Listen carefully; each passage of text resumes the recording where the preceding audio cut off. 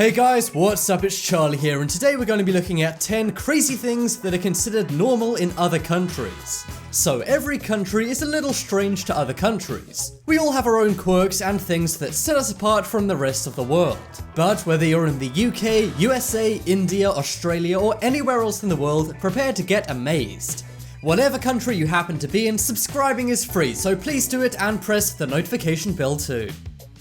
Coming in at number 10, we have men holding hands, India. So if you were to see two men holding hands, in most countries this wouldn't be too strange. You would simply assume these two men were in some kind of relationship, right? Well, in India, if you saw two men holding hands, this is not the case. The strange thing about this custom is that two heterosexual men can hold hands normally in India. In the United States and most other countries, we'd assume these two guys were in a relationship. And you'd never think to hold your male best friend's hand if you're a man as well. But in India, holding hands is the warmest sign of affection between two men. It's actually a sign of solidarity and kinship. And believe it or not, if a man chooses not to touch another while greeting, this can be a sign of disdain or rudeness. You may also find this custom going on in Saudi Arabia. For example, when President Bush met Crown Prince Abdullah of Saudi Arabia, many people raised an eyebrow. This is because they were holding hands, and that's because this custom spread to Saudi Arabia. But it started in India, so if you ever go to India and see two men holding hands, that's why.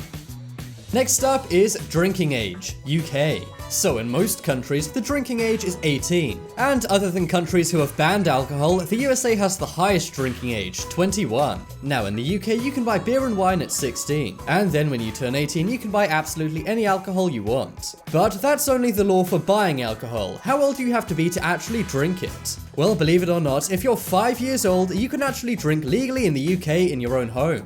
You can't do this in public, but behind closed doors, you're legally allowed to drink at 5 years old. This means if you were living in the UK and gave your 5-year-old son a glass of whiskey, a policeman couldn't do anything about it even if he saw it happening. Now don't get me wrong, it's not like parents are giving their 5-year-old kids alcohol in the UK. But it's pretty interesting to know that this law exists in the UK. Researchers have said that 8% of Americans have a drinking problem, while in the UK this is 9%. So clearly the law of drinking at 5 years old isn't really much of a problem. But what do you guys think about this very surprising UK law? Next up is celebratory spitting in Greece. So if you see someone spitting in the street, you're likely disgusted. It's very rude, but what if someone actually spat on you? For most people, this would cause some kind of a brawl, or maybe they'd call the cops. Well, those people clearly have not been to Greece. In Greece, it's actually a custom to spit on people as a sign of good luck. In folklore, this is kind of a good luck charm that wards off the devil. The practice has been going on for centuries, but it was made famous to the rest of the world thanks to the 2002 movie My Big Fat Greek Wedding. Nowadays, most people don't actually spit on the bride. Instead, they make a sound like spitting, going fa-tu, fa-tu, fa-tu. But apparently some older people do actually do the real spitting, which is pretty nasty. People in Greece also do this for other occasions, such as baptisms. Just imagine being a newborn baby and getting spit on by your whole family. Not exactly the most hygienic greeting to the world, but it is the nicest in Greece. What do you guys think about this Greek custom? Next up is babies, South Korea. If you have a newborn baby, you'd say they're 0 years old, right? Or if they had their baby 6 months ago, they would be 6 months old. Well, in South Korea, things are slightly different. You see, newborn babies in South Korea are considered 1 year old. This is actually because in South Korea, they don't measure birthdays by how many years you've been alive. Instead, they measure it by the first day of the Lunar New Year. So if the kid was born on the 29th day of the 12th month of the lunar calendar, it means it's already 2 years old. Although it may have only been alive a couple of days, it's already considered 2 years old, which is pretty crazy. And this means that for most South Koreans to understand their age, you need to take 1 year off it. It's crazy how a 2-year-old in Europe or the USA could be celebrating their birthday and talking, while a 2-year-old in South Korea could be a newborn.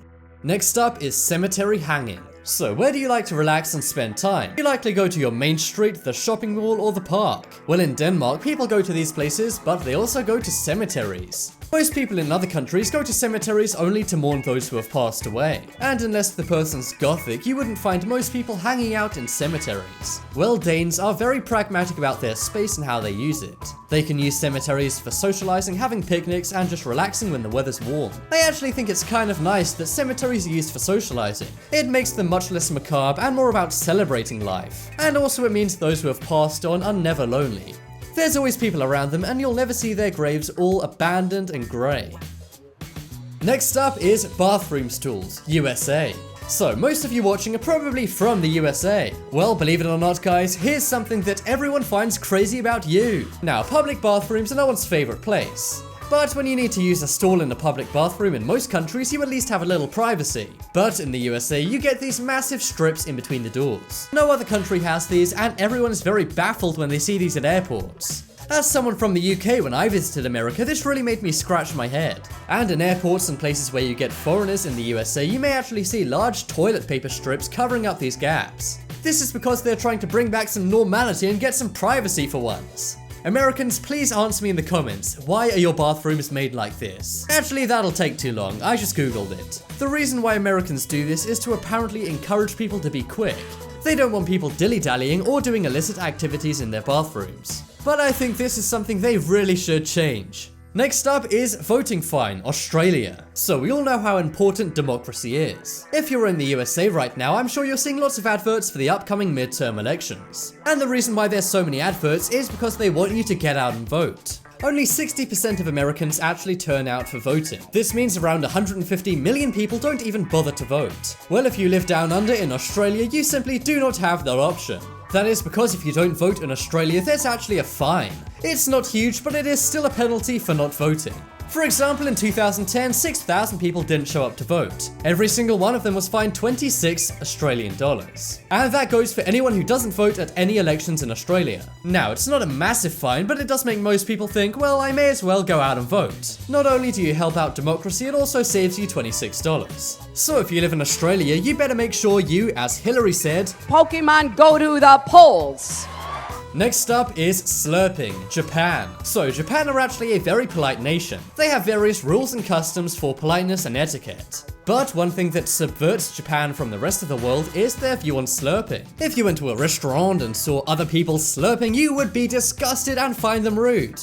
But in Japan, that is not the case. Instead, slurping is a sign of politeness. In Japan, many people slurp up noodles using chopsticks. The more noise you make while eating in Japan, the more you're enjoying the food. This indicates to the chefs and maitre d's that you're enjoying their meal. And some scientists even say that slurping invites air into the palate, enhancing the noodle's flavor. I don't know about that, but slurping is definitely a sign of politeness in Japan.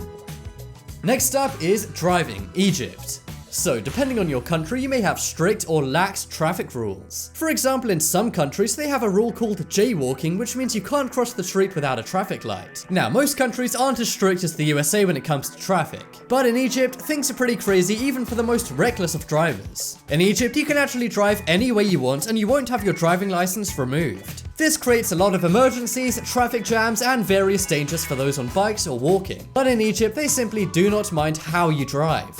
There are many policemen on the streets in Egypt, but they don't really care how you drive. It's like an episode of Wacky Races at rush hour in some busy cities in Egypt. Let me know if you would prefer more lax driving laws like in Egypt, or if you'd want them more strict like in the USA. Next up is TV license, UK.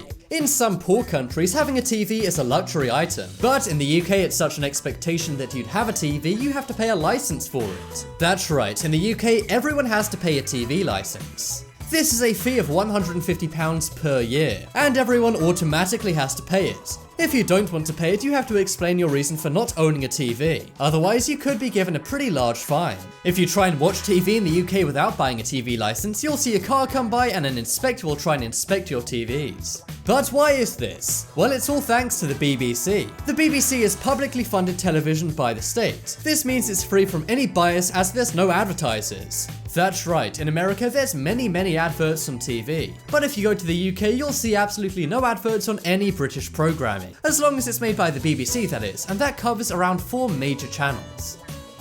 Check out the poll in the top right corner to vote for the craziest thing considered normal in other countries. Personally, I think it's the spitting in Greece, as I don't think that's very hygienic, but it is really interesting. If you guys want more amazing videos, check out my second channel. There'll be a link to that on screen in a moment. And there's some amazing ideas and crafts on there for you to see. But as always, thanks for watching. Check out some more videos on screen right now. Leave a like if you enjoyed, and if you haven't already, what are you waiting for? Subscribe to Top 10s for new videos every single day.